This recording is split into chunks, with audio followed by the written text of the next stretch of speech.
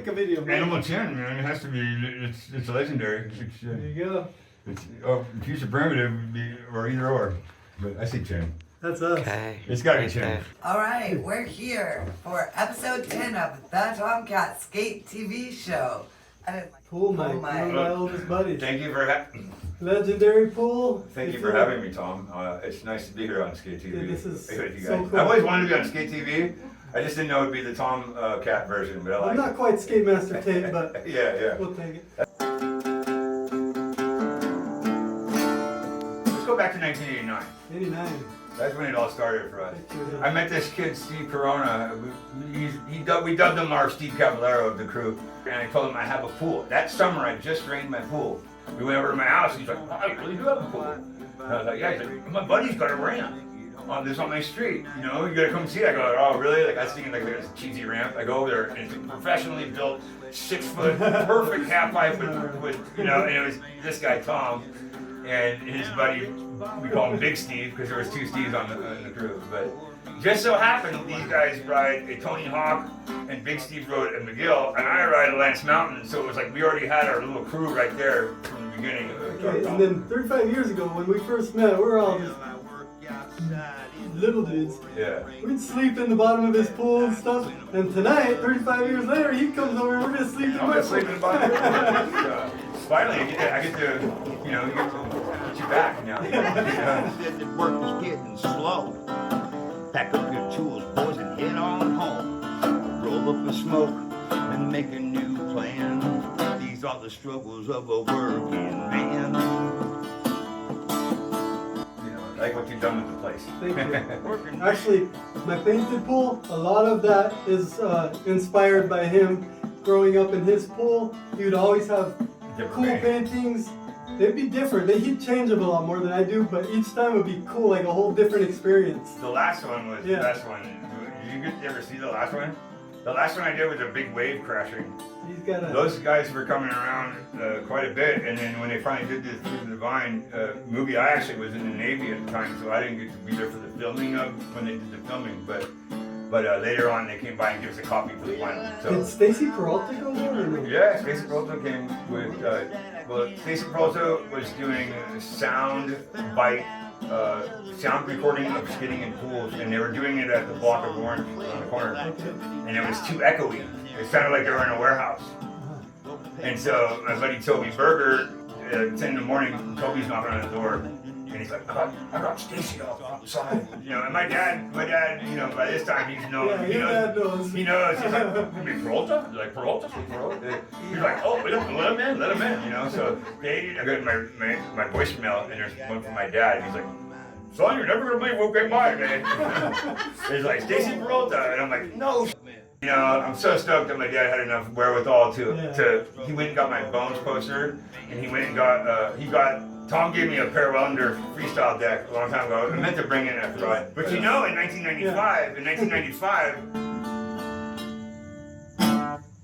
Tori Bocher was skating my pool at the time, and he worked for Birdhouse.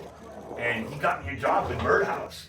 And I didn't realize that Per Wellender and Tony Hawk had left PAL to start Birdhouse until I got to work there. And they said my boss was Per Wellender, and I was like, no shit. So I brought him that board, and I said, I have your board. I have a board I want you to sign. He's like, oh, bring it in, you know. He was kind of, bring it in, you know. When he got there and I showed it to him, it was brand new Big Edition Hot Pink Per Wellender. He was like, I don't even have one of these. He was so excited. I didn't want to give it back to you, he told me. But he signed it for me. I remember going to your backyard pool parties a lot. Tell me a little bit about how you got into skateboarding. Whoa. Yeah, you reckon me, baby? Yeah, you reckon me too. You move me, honey. Yes, you do. My cousin and my brother, they would skate around, and they were actually getting these boards at what was Costco at the time was called Price Club. They were called Action Sports. They were Action Sports. It was the Kamikaze board. Do you remember that board, dude? Yeah. Anyway. They would skate around my neighborhood, and I would just be running around. That was my first introduction to any kind of skateboarding. I just wanted to skate. I wanted to do what my cousins were doing. So eventually, that's what ended up happening. But anyway, so 2003, our dream came true to have one of the Bones Brigade members to be and skate one of our spots. Because Tom had a really half pipe. I had a pool. And so between us, we had all the skate spots covered. We skated our street skating was skating from my house to his house, which is a few blocks that way. So it was like, you know, we would we'd go ramp skating, street skate, pool skating, street skate, back to the ramp. You know, that's how it worked. You know, it was great. You know, so we were pretty spoiled. We had the bands there. Yeah. And it was all new to me. Big backyard band, pool skating. We had this Satanic Rednecks. We were playing there, you know, back when Dave first started the band, and Dave Rule first started the band, and then FTA, the guys Roman from Destroy Skateboards, and his friends Jake and the singer, and the other guys that would come over. We would have epic parties all the time. In fact, I brought a flyer from my final party that we had here. This was in 2007. It was my last party I ever had. I called it the Final Grind.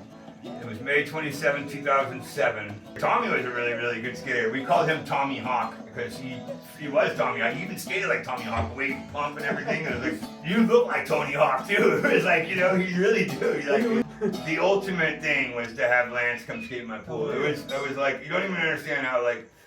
He was Lance Mountain. Yeah, I mean, I was Lance Mountain, and so like. If anybody knows Lance is really into skateboarding. That's his thing. He loves skateboarding backyard pools. It's like his hobby. One day when I got home from work and it was Lance, he's like, hey, this is Lance Mountain. You mind if I come by and skate? And I'm like, yeah, sure, bro. You know?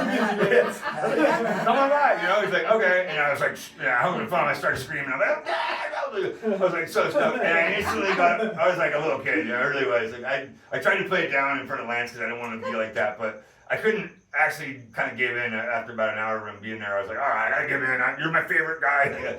Oh, here's my favorite scene coming up here in just a second. Totally here it wearing is. some of that. Okay, look. Here's the scene. Oh. You okay, Lance?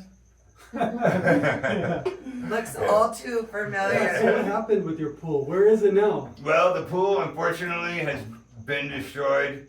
I was able to get to be on the last session of that by God's grace. I was able to go by. I just randomly drove by and I saw a big pile of dirt in the front yard, and I thought to myself, they better not be filling in that pool. And I went there and they were. And I was able to get a final session in this pool with actually holes already started. And I got to skate it for almost 2 days. They let me skate before they actually finally tore it all down. But that brings me to the part where I want to give you a little gift.